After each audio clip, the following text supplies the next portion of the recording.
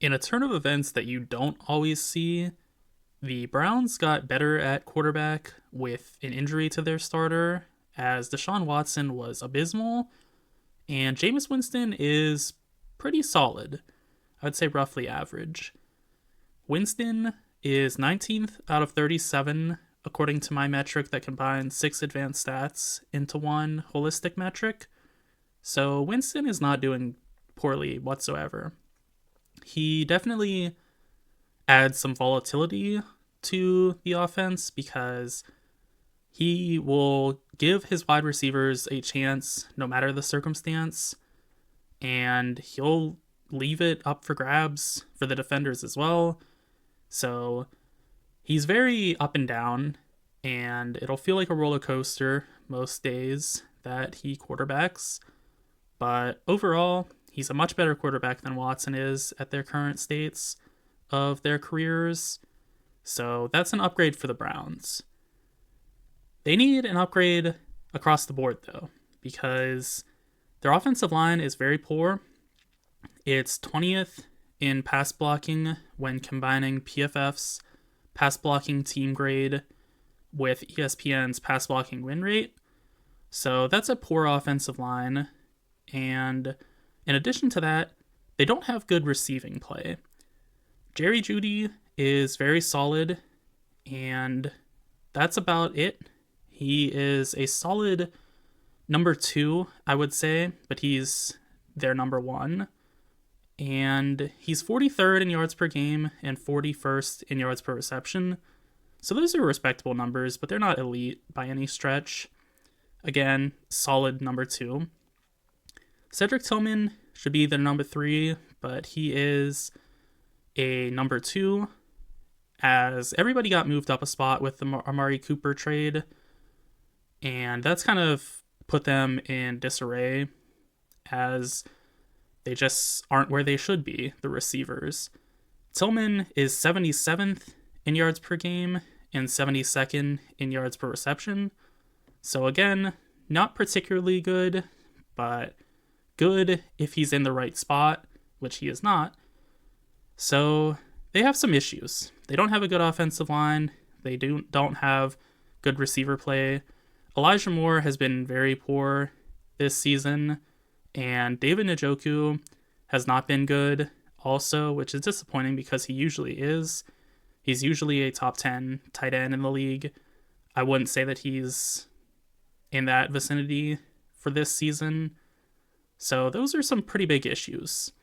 Defensively, before we get to that, we need to talk about their rushing, and that's also very problematic.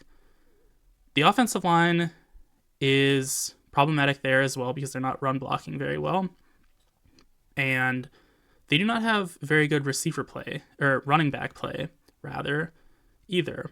They're 27th in rushing expected points added and 26th in rushing success rate, which if you don't know what these stats are, I have a video that breaks them down. It's an awesome stat because it's useful in defining how one offense, defense, and quarterback is playing. So it's a do-it-all stat.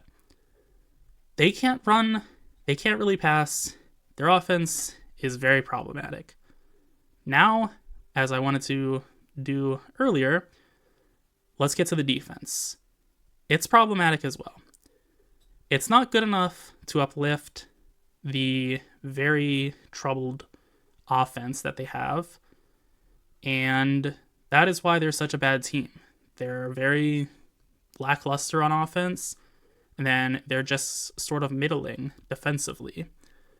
They are 17th in defensive expected points added and 7th in defensive success rate, which shows that they are giving up big plays and not having too difficult of a time on a play-by-play basis, but instead are just giving up chunk plays more often than not, which also seems to be the case from what I've seen. I've seen lots of coverage bust and just lots of deep downfield success allowed, which is very problematic. They also allow long runs, it seems. I don't have a stat to back that one up, but that's just from what I've gathered through my own watching of the games. They have A lot of talent on defense. I would say they have 7 above average starters, with the first being their superstar edge, Myles Garrett. They also have Dalvin Tomlinson and Shelby Harris on the interior. Isaiah McGuire is a good edge also. Mohamed Diabetic, I'm probably mispronouncing that, is solid also. Devin Bush, believe it or not, has been playing very well. And then Juan Thornhill has also been contributing very nicely. Those are really good contributors, and it's all across the board. It's at every positional group. So they have the front 7, they have the back 4, or back 5, really, because you have the 3 corners and 2 safeties, rather. So they have everything covered, but what really holds them back is the fact that if you're not a good Browns defender, you're a bad one, as they have 4 bad defenders that start, with Ogbo Okoronkwo really struggling this year on the edge. Martin Emerson Jr. is struggling as a corner, and Greg Newsome is struggling as a cornerback as well. I can't do math. It's actually 3 defenders that struggle, not 4. But either way, basically everybody is either really good or really poor. And that is not a good recipe for a defense. You need to have more consistency than that, because defensively, you're generally as good as your weakest links are. They have some pretty pronounced weak links. Yes, they do only have 3 players that are weak, but they're able to be picked on. Newsome and Emerson are being targeted. Denzel Ward is their standby corner. He is very consistently good. I think he might be slightly overrated, because I think some people have him in the top 5 conversation more often than not. I don't think he's that good. I think he's in the top 15 though, and he's just consistently in that conversation, which is very valuable.